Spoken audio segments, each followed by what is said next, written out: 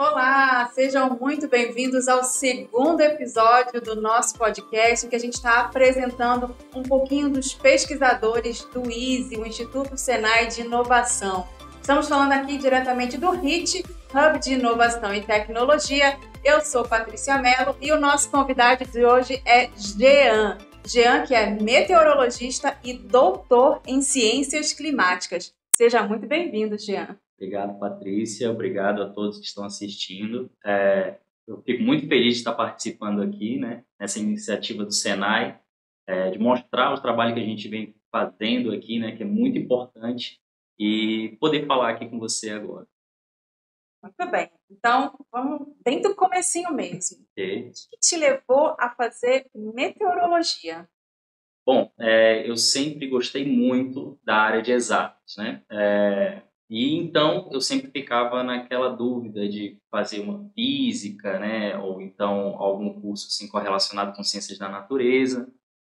E a meteorologia, ela naquele momento, né, estava num boom de oportunidades. Tinha diversas áreas para atuar e eu decidi entrar, né, de cabeça nessa área. E ainda bem que eu entrei, porque é uma área muito gratificante, muito bonita de trabalhar e de estudar. Legal. O que te chamou a sua atenção para vir trabalhar aqui no ISE? Porque eu dei uma olhadinha no seu currículo, ele é bem extenso, ele é bem interessante e eu vi que você é do Pará. Isso. E o que te trouxe para atuar aqui no ISE? Bom, eu já estava aqui em Natal, no Rio Grande do Norte. Eu fazia mestrado e depois fiz doutorado em Ciências Climáticas na Universidade Federal do Rio Grande do Norte. Bom, e aí já no finalzinho do doutorado, eu já acompanhava a página do ISE aqui, né, observando as oportunidades, porque tem a página Trabalhe Conosco, Senai RN, e lá um dia eu vi uma oportunidade para meteorologista que trabalhava mais ou menos com as coisas que eu trabalhava já, modelagem numérica, ciência de dados, e aí eu me candidatei e felizmente fui chamado e hoje atuo aqui como pesquisador. Lembrando que logo depois do podcast, né, no dia 8/11, às 16 horas, tem um webinar exclusivo com o Jean sobre o impacto das mudanças climáticas para as energias renováveis. É ao vivo aqui no canal do HIT, então não deixe de se inscrever no canal e acompanhar esse webinar exclusivo. Nosso foco aqui é sempre a parte de energias renováveis, né? Então, assim, explica um pouquinho para a gente essa relação entre meteorologia e energias renováveis. Eu acredito que a meteorologia tem tudo a ver com as energias renováveis. A gente está falando dos dois recursos em que a meteorologia basicamente analisa, vê desde quando você entra no primeiro dia da graduação. Se a gente falar de energia solar e eólica, a gente está falando do vento e está falando do brilho do sol, da radiação solar, né? Então, nós como meteorologistas, nós entendemos como é a dinâmica da atmosfera. Quais são as condições climáticas que alteram ou não essas variáveis meteorológicas. Então, a meteorologia, ela está no berço aí, ela está bebendo da fonte das energias renováveis. E por que você escolheu esse tema do impacto das mudanças climáticas para energias renováveis? Qual a relação, assim, qual a mudança que você acha que pode acontecer?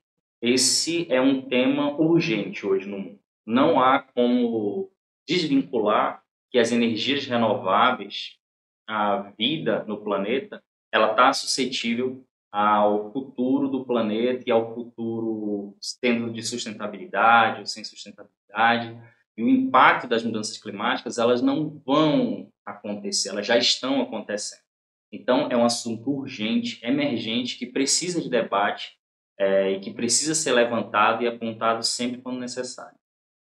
Você acha que essa questão das mudanças climáticas elas podem afetar tanto a confiabilidade quanto a disponibilidade das energias renováveis? Pode.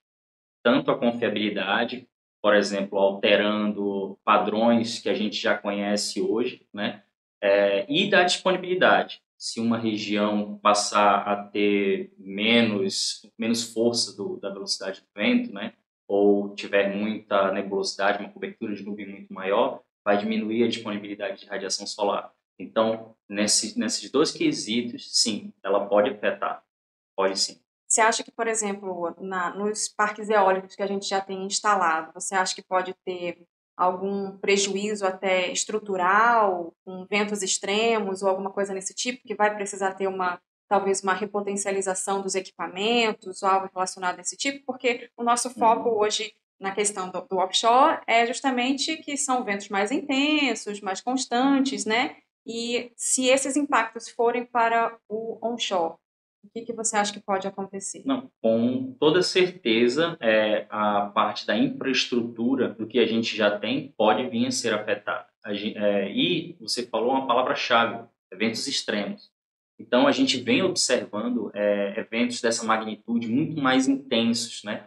Que elevam, por exemplo, a velocidade do vento para um patamar que é prejudicial para uma turbina eólica, né? A gente pode falar até mesmo dos painéis solares que são instalados ali, a depender da intensidade de um sistema que é um evento extremo, né, um sistema muito intenso, ele pode vir arrancar essa estrutura. Então, de fato, hoje a gente não vê, a gente já consegue observar levemente algumas danificações, né? A gente vê isso acontecendo.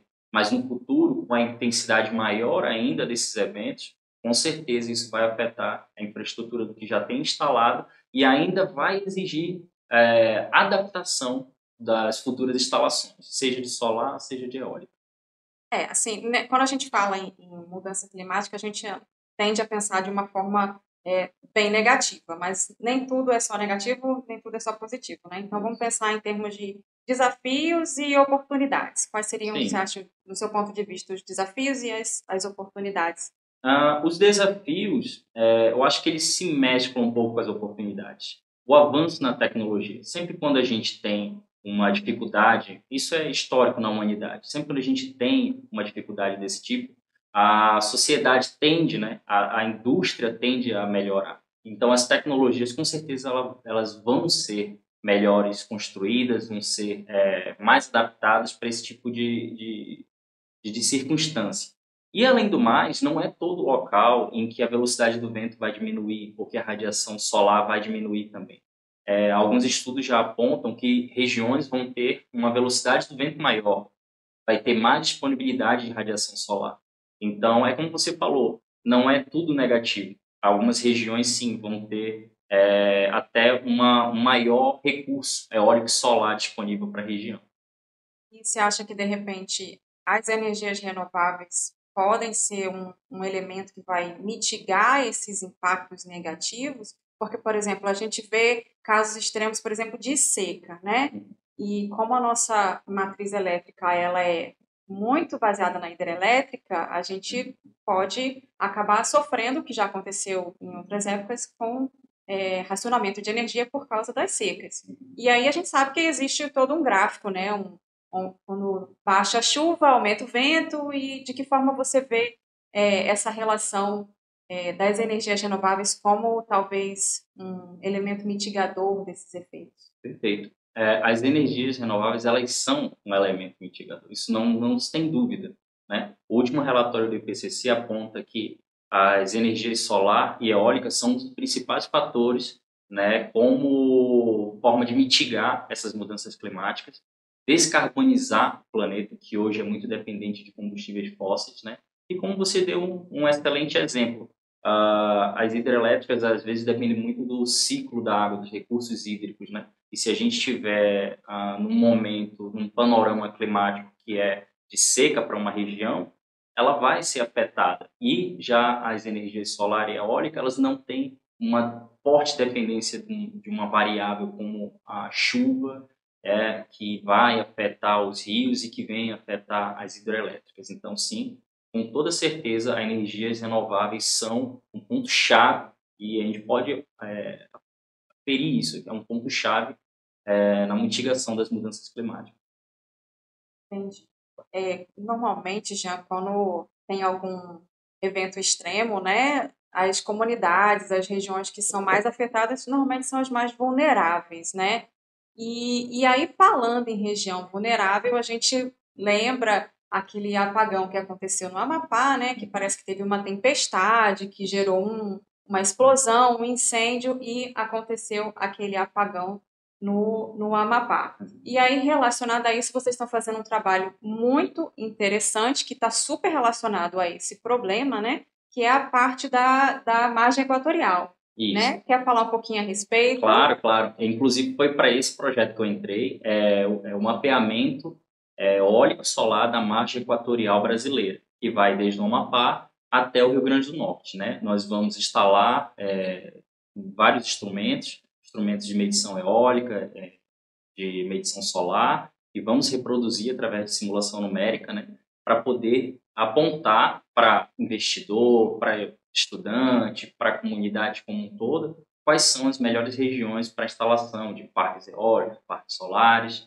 né? E o Amapá, né, foi o grande potencializador desse projeto, né? O senador, hoje Davi Alcolumbre, ele foi a pessoa que deu o primeiro passo junto com o presidente hoje da Petrobras, né, Paul Prats, né? E eles alavancaram esse projeto e aí permitiram que a gente entrasse aqui no Senai, né, entrasse aqui no IS para desenvolver essa pesquisa. E é uma pesquisa, né? É pesquisa e desenvolvimento em energias renováveis, que é o que a gente faz aqui. Então, sim, de fato, essa problemática, né? Ou seja, uma problemática real que a gente vê, né? Da população sofrendo por conta do sistema de abastecimento elétrico que não supriu o Amapá e, às vezes, a mais que vem para o bem. E, nesse caso, a gente está conseguindo desenvolver essa pesquisa para essa região, para o estado do Amapá e para toda a margem equatorial brasileira. Qual a extensão, mais ou menos?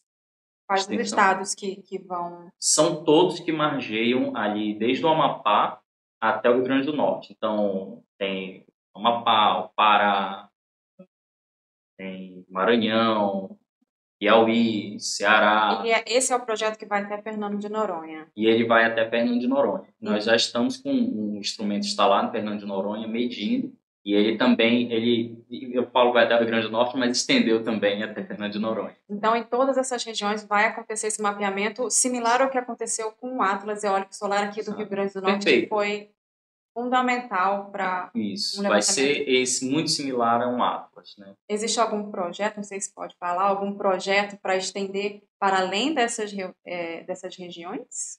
Por enquanto, eu não sei se tem. Por enquanto, a gente ainda tem muito trabalho ainda a se fazer, né? Então, a gente ainda está focado nessa área.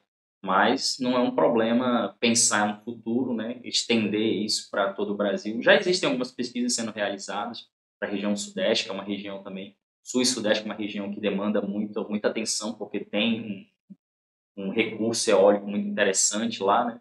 Mas, por enquanto, a gente está focado aqui na margem equatorial. E falando assim em precisão de dados, né? Porque quando a gente fala principalmente na parte de offshore, né? A parte da medição e precisão de dados é uma coisa muito importante para saber qual é a capacidade do equipamento, onde vai ser colocado, como é que é a precisão de dados nesse estudo que vocês estão fazendo. Perfeito.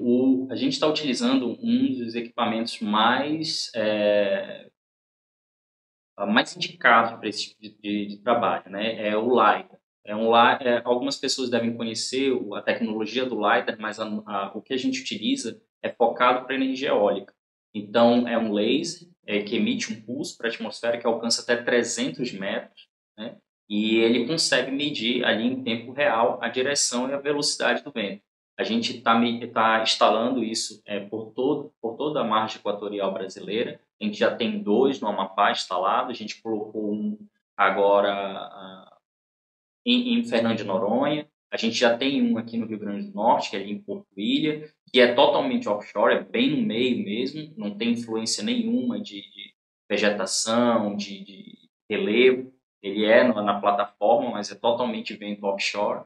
E a gente ainda está continuamente instalando nos outros estados, a gente já tem todos os locais definidos e a gente vai instalar um dado altamente sensível, muito importante, né? Ele consegue mensurar o vento muito bom, porque a medição é de 10 em 10 minutos, né? Então isso é muito bom para o setor de energia eólica, né? Então, são dados realmente bem confiáveis. Com certeza, absolutamente.